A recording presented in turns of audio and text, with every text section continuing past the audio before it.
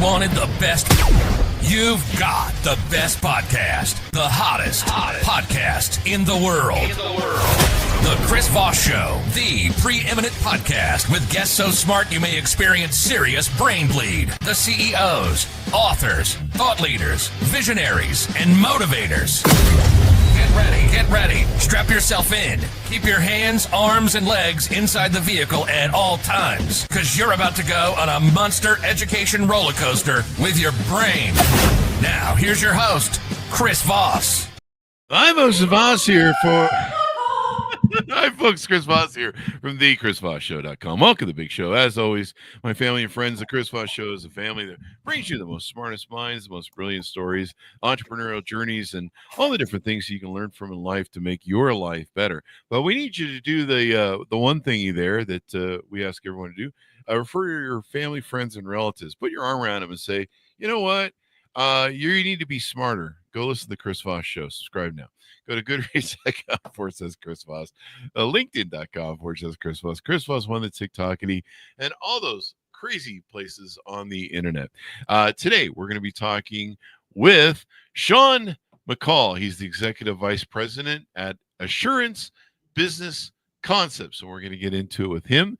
He offers a unique perspective on corporate credit and alternative financing because, unlike typical financial experts, he's personally managed these complexities as a business owner.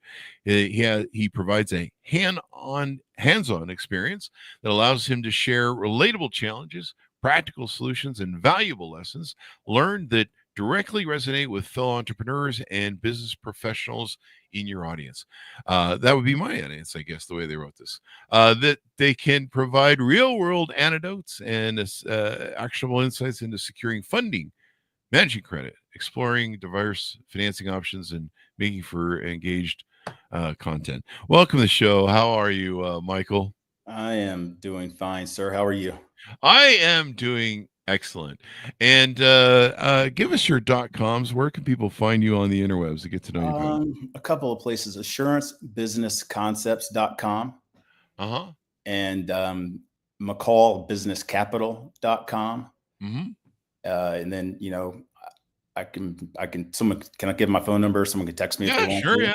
Yeah. I don't mind. That's 404-431-1263. And send me a text. Always have it with me. I'll answer or call you right back. And then, do you want me to call you Michael during the show? I know your full name is Michael Sean McCall, or do you want me to call you Sean? Just Sean's fine. Just Sean. Okay, sounds good, Sean. All right, so give us a 30,000 overview. What do you guys do there at the company? We help small business operators separate their personal finances from their business finances. And what it looks like is, a small business operator, say it's a plumber, they get really good at their job. They bust out and start their own business, but they need, supplies, all the things you need. Well, they start guaranteeing things with their social security number. They've got their EIN. And as you go down the road, next thing you know, you've got commingled funds. You have business expenses tied to your personal tied to your business. And you want to keep those wallets separate for a whole bunch of reasons. Pierce the veil, right? The corporate veil. Yeah, that's right. Yeah. And, Chris, a lot of really smart people out there just miss that, and I didn't know. And so that's what we do. And then we paired them up with funding if they need it on the front end, because it seems like everyone we meet with, they need capital almost immediately for something. So we have that ability. And then once we get that handled, if they need it, then we formulate the plan to get them, with a solid credit rating so they can get most, if not all, of their business funding done through the business and not through them. There you go. Is it usually people that have that are your clients that struggle to, maybe they don't have quite perfect credit, or banks aren't in their up their alley? Sometimes, most small business, medium business owners have around a 720 personal FICO score. That's just a national average. But it doesn't matter, Chris, how good your credit is. They're only going to give you so much. You could have a 800 credit score, but sooner or later you're going to run out. So what happens is they're not building any credit on the business, and they get to a point where they can't borrow personally, and then they're up against it. And with business credit, we can talk about specifics later. I don't want to bore anyone, but only 7% of vendors and lenders out there report to the credit reporting bureaus for business. Oh, really? Yeah. So, with your personal credit, when you turn 18, you start building a credit rating whether you like it or not. I mean, it's on autopilot. Mm-hmm. Business credit has to be done intentionally. Ah. And so we are aware of the other 93% that do report, Mm-hmm. and we're looking to take them from, this is a silly example, but a Home Depot personal or an Office Max personal card. They should have an Office Max business card. So they're starting to build a little bit of business credit. And there's a lot more to it than that. That's just an example. Yeah. I mean, we used to have all the Office Max cards and all the crazy stuff with my old companies. I think they all had like $25,000 lines. It's crazy. Yeah. But yeah, building business credit is smart, like you talk about. And yeah, if you commingle funds and you have, I don't know about S corps and the other corps, but I believe it does pierce the veil. But one of the reasons you have like a C corp, which we always had with our companies, was it gives you that personal asset protection, where if you get sued, they can't touch your personal assets. So you're not going to leave home or anything and be on the streets. But if you've commingled your funds of your personal and your whatever, and the attorneys can, map that out and find that, you were, well, I don't know. Yeah, there's people that slush fund the account to have fun and shouldn't do that. But, if you're just paying personal expenses or whatever, once you pierce that veil and they can identify that, then you've crossed the line and you've removed your protection, as it were. Yes, sir, you have. And you know what that gets you when you figure that out? When it's too late, it gets you a whole bunch of sleepless nights. Oh, yeah. You're lying to be, I can remember being years ago down in Seaside, Florida on vacation. Mm-hmm. And my kids and my wife and everyone else were out on the beach enjoying life. And I'm lying there in the sand looking at my POS system on my phone to make sure that we had a good Friday night, because in Saturday night was payrolls coming out the next Thursday. And, due to one thing or another, I was worried about being short because it was a summer. Yeah. Sitting there going, well, crap, I'm down here. I'm going to have to take money out of my personal account and transfer it over, which is not the end of the world, but it's not exactly what you want to do when you're on vacation, is slide over $20,000 out of your personal account, So, but you don't know that when you start. Yeah. Right? No one tells you that. I mean, unless you really get a good advisor at the start, no one tells you that. Well, that's a problem. Like me and my wife bought this tavern from a friend back when we did. And I come from the media business. I was at ESPN, I was at E! Entertainment and Fox Sports, and then went into the .com bubble that definitely burst on me.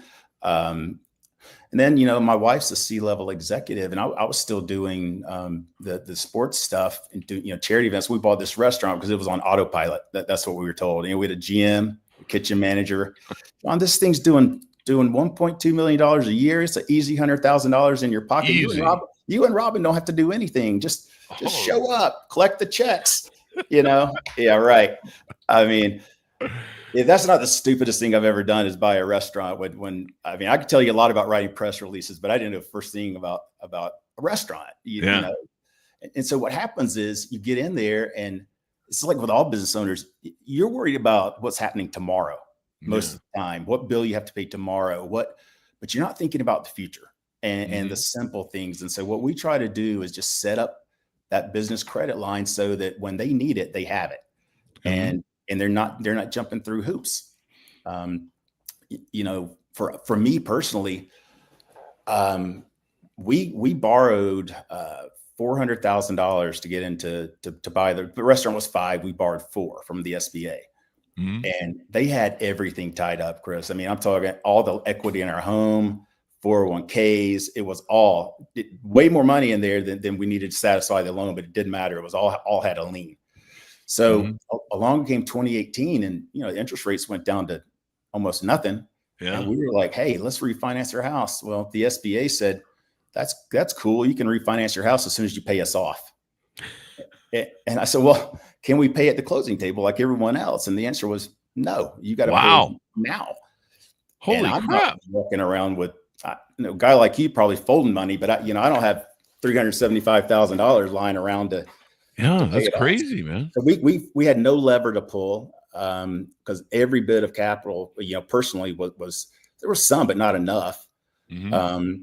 is what we ended, to really we couldn't get any capital out of the restaurant. So we were just stuck. Later on we were able to get a lower interest rate, but it was no help from the SBA, and they do not care. Wow. I mean, they're great. So, they give you loans, but you're a slave to them. So we were there, That is crazy. Yeah. And later on, I won't bore you with all, we ended up having a lawsuit with the people we bought it from. I'm sure. To rebrand, that was, $175,000. Damn. We got that done. And, we were able to do that one. And then all of a sudden, this is before COVID, in 1 week, our payroll, payroll was due, the rent was due, which is close to $20,000. And then the county comes by to do their inspection, and they tell me I need a new grease trap, and I need it next month. And it's an outdoor grease trap, which is in the ground and $30,000 or $40,000 to build. Oh, geez. Yeah, so, well, I don't know. I don't. Publix owns a strip center. Shouldn't they put it in? I can't take it with me. No, you have to do it. Oh, wow. So there we are. And you try to plan, but you don't know about that. So that week, you have to come up with $100,000, and that kind of messes with your operating capital, especially in the middle of the summer. Mm-hmm. So we were able to get an alternative equipment funding loan and make that happen through a great company that we met. And that's when I started learning about all this stuff, because we're blessed that, we would have been able to probably just shoulder it one way or another, but we wouldn't have liked it. Yeah. But man, after COVID, people didn't come back, and we were sitting there with all that extra debt on us personally. You're talking about $300,000, $350,000, $400,000 in debt after all that, not including plus the SBA loan. Mm-hmm. And thank goodness for the government. We got a grant because my wife was 51% owner, and we got PPP money. Nice. Yeah, so we ended up getting out of a lot of it. We were still servicing one debt, but man, if it weren't for that, we would carry a lot of debt to our personal. And to your point earlier, a lot of people aren't prepared, and people do lose their homes, and they do lose college funds, and that all stinks. Yeah, it really does. You've given me more thought too that I need to take a look at what we're doing in building our corporate credit. But I mean, this is something people don't do. And I remember, I think that's where we started building ours. We started getting Office Max cards and Staples and all those things back in the day, and then we just built them and kept paying them off and doing stuff with them. But having that credit profile, there used to be a thing back in the day where there was like a credit. I can't remember what they used to call it, but there was like a credit profile of some type on you. Paydex score. A Paydex score. Paydex. Okay, there you go. It's kind of like your FICO score. It's Equifax Business. All the business bureaus, which are separate.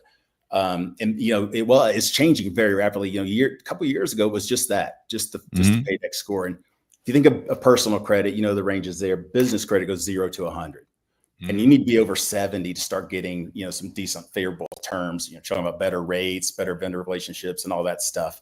But now they've made it much more algorithm driven. So you've got lender compliance. Like we have a scan that any business owner can run. It's free.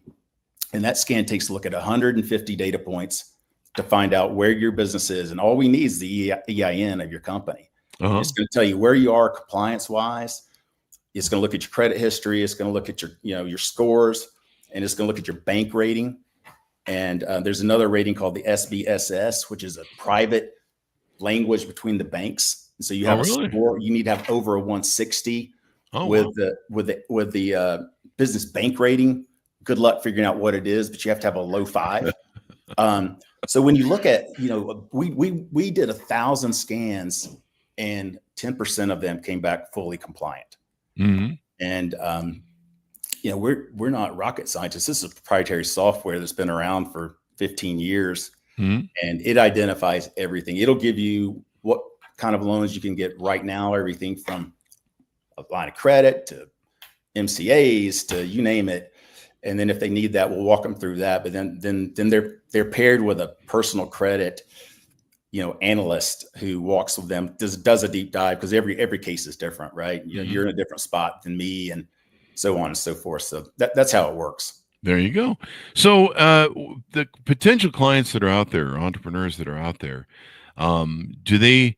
I mean, is the time? Should they be waiting until they really need money and a loan to talk to you, or should they be talking to you ahead of time to try and start building what you guys call being bankable? Tell us what that means. It's a SAT word for being able to be approved for a loan. Nah, that's the same term women use for me on Tinder. They're like, "Are you bankable?" And I'm like, "What does that mean?" I failed both of those.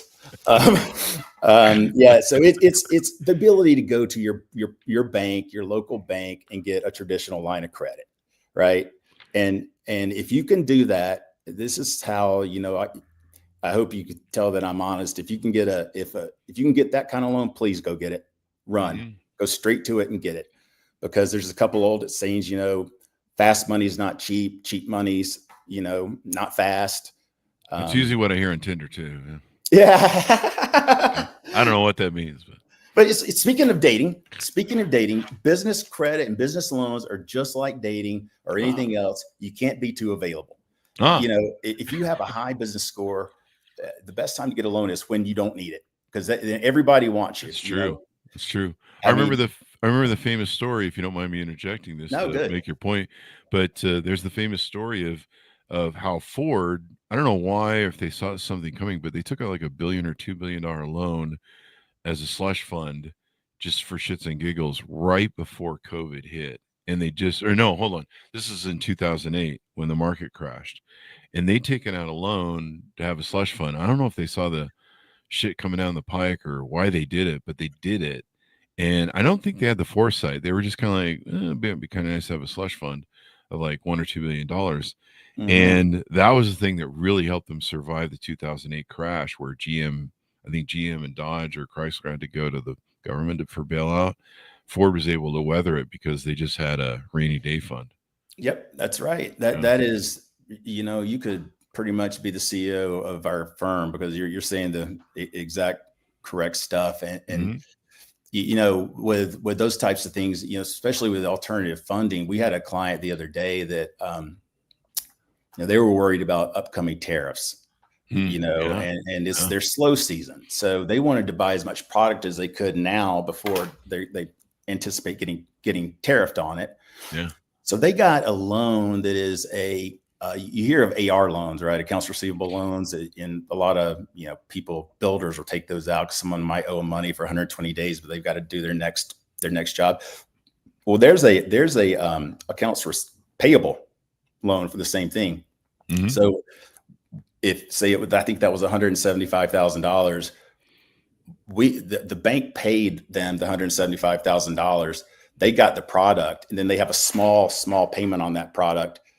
It's like 120 day, I believe, term, but it was just enough to get them through to get their product in, get to the busy season. Then they'll pay that off and they'll be done with it. But they have it in the bank, and same thing was happening back in November before the election. The lot of the companies were getting ready. Yeah. They thought thinking about it now or back then. Mm-hmm. But man, everything. One thing you can count on, and this. If you own a business, you're going to need money at some point. Yeah. And I remember like the day we got that business, I was so happy. And I called our CPA, and he was the guy that had been doing them. He said, "Sean, whatever you do, get a new marketing person, change the menu, do whatever you think. But trust me, brother, don't mess with your finances." Yeah. He's like, you don't have to hire me. You don't have to keep me, but please, for the love of God, hire somebody. Yeah. And we kept him, and he's an awesome CPA, but he didn't know anything about business credit. He didn't tell us about it. Mm-hmm. When COVID came, we had to figure out PPP all on our own. Oh, wow. So we ended up losing our restaurant. We walked away after COVID. Yeah. And it was just, we had insurmountable debt. Now my colleague he bought one of the other locations. He went the other way. He prepared. Pete is opening up his second restaurant tomorrow. Oh, wow. Yeah. And he's doing really, really well. So, that's a great example of how he can use it. Opportunity doesn't wait for anybody. He had to get a new restaurant that was going out of business around here. Yeah. And he bought it. Sadly, I have kind of a friend. I met him through one of those networking groups. Young guy had has a pet grooming business, where they come to your home, mobile grooming. Just up and started 2 years ago. I tried to get him and his partner to start this program. They didn't do it. And this past Thanksgiving, their van was hit by a driver that was uninsured, and their insurance just paid off their one van. They didn't have enough money to get another one. Their credit's shot. Oh no. I've been trying to get him a loan for 6 months. I just found out today the last hope I had was a denial. And there's, even with the alternative lending, you need to have at least $30,000 a month in revenue, and you have to have assets. And his assets were gone. So I feel terrible about it. And things can go wrong, but always prepare. Yeah. In advance. Always prepare. And that's a really good, smart thing. Like we've had business brokers on the show that have talked about, I remember a few years ago, I always built companies for empires. So I built them. I hope that they'll last forever, but I've kind of learned over a lifetime that things don't always last forever. And there's ebbs and ties and flows of technology and stuff. And sometimes, interest rates and the 2008 credit, the collapse crisis was pretty interesting. And, I was wondering if we're going to go through one with this tariff business. I mean, I know there's probably a lot of people that are in trouble right now that were importers from China. And, they've been kind of caught in a lurch now for almost 5 months, maybe, of this, are there tariffs or they're not, flipping around. And like you say, a lot of people are smart and they loaded up on inventory in anticipation of some of this chaos.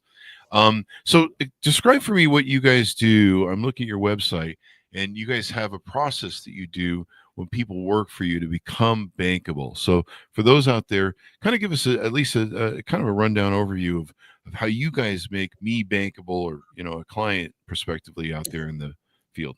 Absolutely. So the first thing we do is we run that business scan on you, and that gives us, again, it looks at like 150 data points and really gives you a pretty crystal clear roadmap of things that need to get done. And none of it is, incredibly complicated. It's just has to be done in a certain order. Yeah. And with certain vendors. And we're fortunate that we have, we know that we have that knowledge, and we have the relationships with the lenders to be able to tell someone like you that, we're not going to ask you to apply for something we know you're not going to get approved for, because we know all the underwriting guidelines, and it's a process. Nothing is too good to be true. It is, right? I mean, it takes 6 months to do. Yeah. So 6 months process on average then. I saw an ad yesterday on LinkedIn, or somebody posted that they're selling shell corporations, aged shell corporations. Wow. So you can buy a 10-year-old company, and the pitch was, hey, you'll get it. You'll inherit their trade lines and some creative language, and you can go apply for a loan with all that history. You can. If you like jail, I mean, you can't. You can sell the companies you can sell those age corporations all day, but you can't go into a bank and claim their payment histories.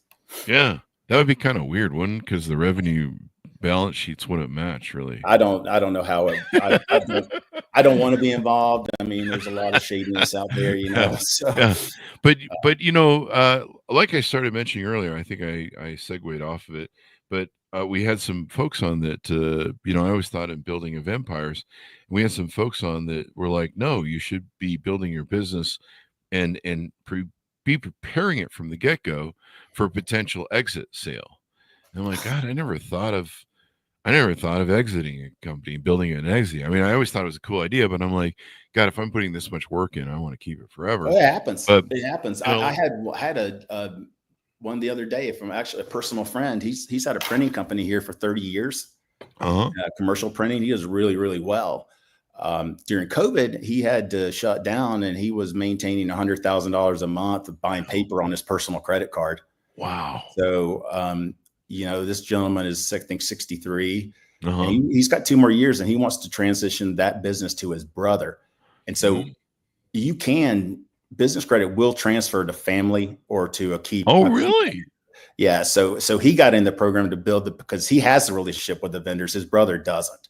So by the time John takes over from Pat, he'll be in a good position to continue running the firm that his brother built. So there you go.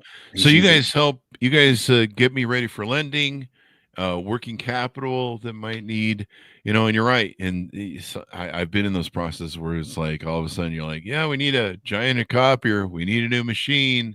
You're like, what happened to the old machine? We paid like $40,000 for that fucking thing. It doesn't work anymore. Yeah. And Bob broke it. He wasn't paying attention to training. Oh, that's great. Thanks, Bob.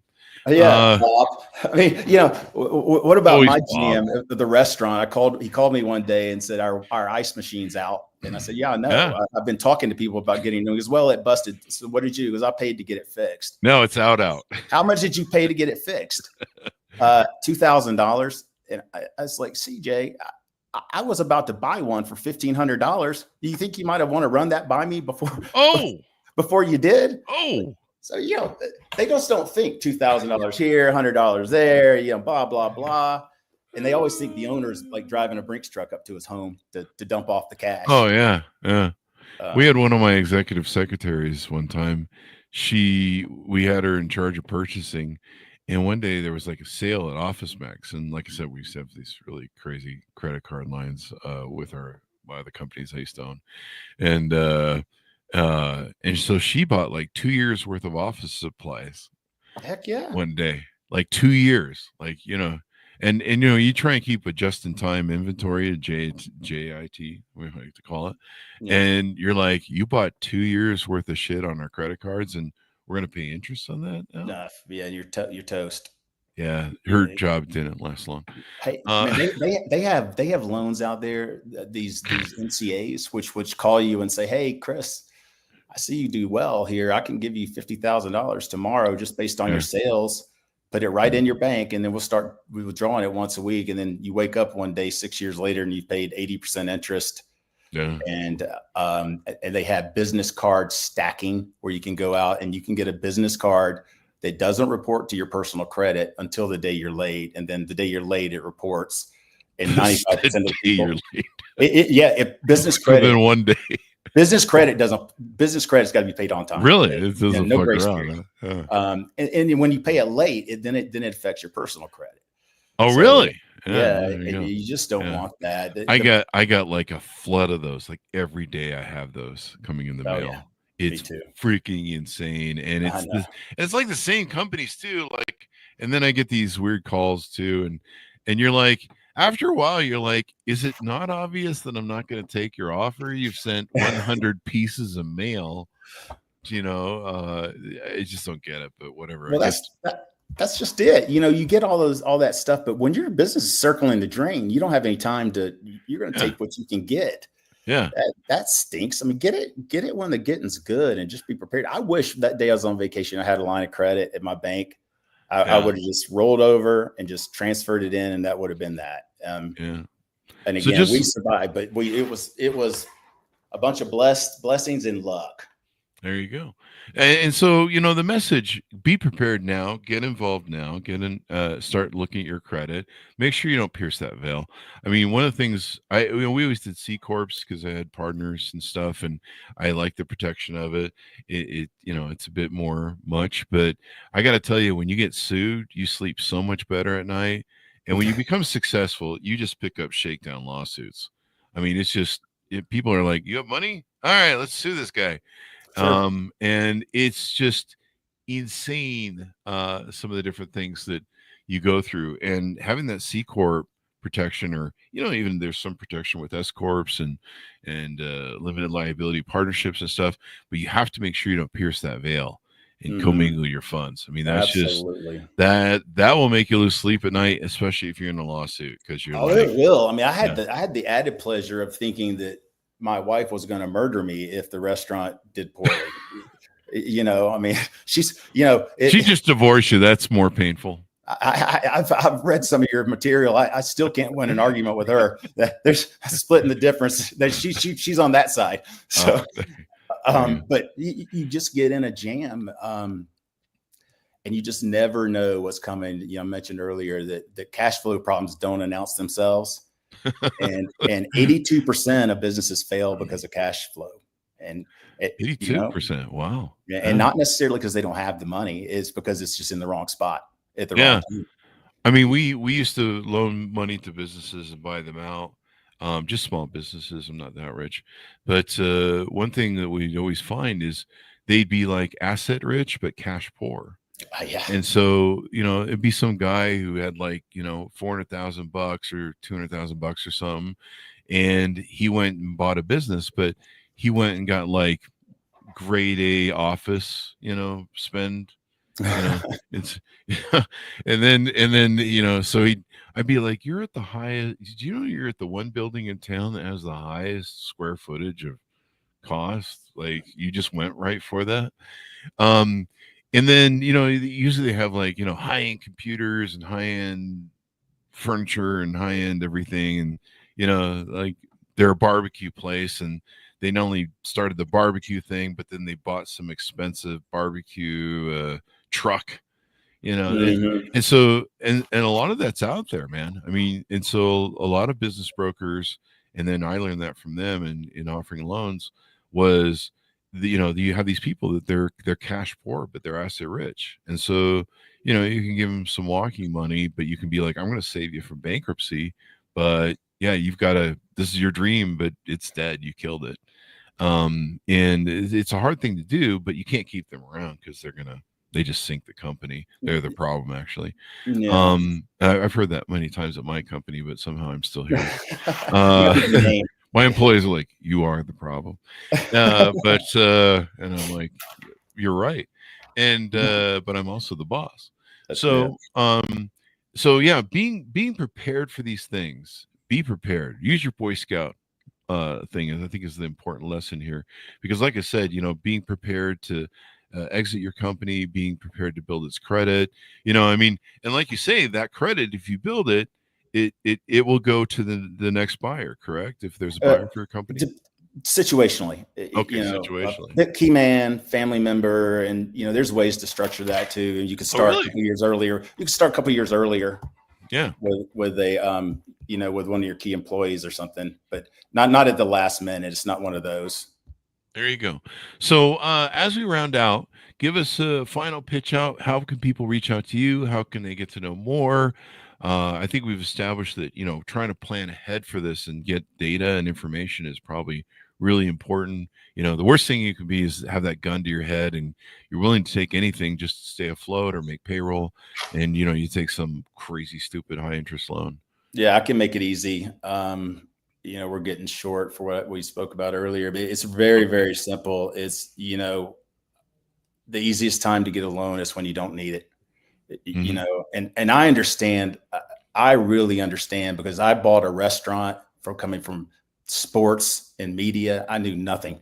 So I was more worried about trying to figure out how the ordering worked and things like that than thinking about business. I mean, I had a brand new loan, money. I thought all that was locked up, but it wasn't until it was too late. So I would say, don't wait. And, always remember that the best time to get one is when you don't need it. And there's what an old Asian proverb ancient proverb says, best time to plant a tree was 100 years ago, but if you didn't do it then, do it today, kind of thing. Exactly. Yeah.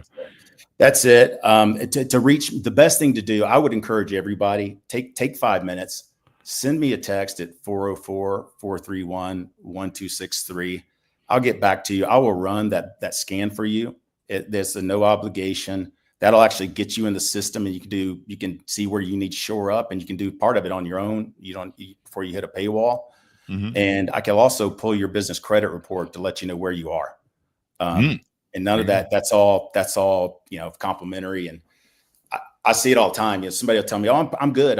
Then I'll pull their credit report and they're at 25 with a $1,500 limit. And, but they're doing $2 million a year, but they've been around for 15 years, but they've not been building any credit. Yeah. So that's it. Just reach out, take the time, make it. No one has time. You got to make it. There you go. Well, thank you, Sean, for coming on the show. We really appreciate it. Thank you very much. Yes, sir. It's been fantastic. Thank you for the time. Thank you. And thanks, Ernest, for tuning in. Go to goodreads.com/Chris Voss, LinkedIn.com/Chris Voss, Facebook.com/Chris Voss, Chris Voss1 on the TikTokity. Be good to each other. Stay safe, folks. We'll see you guys next time.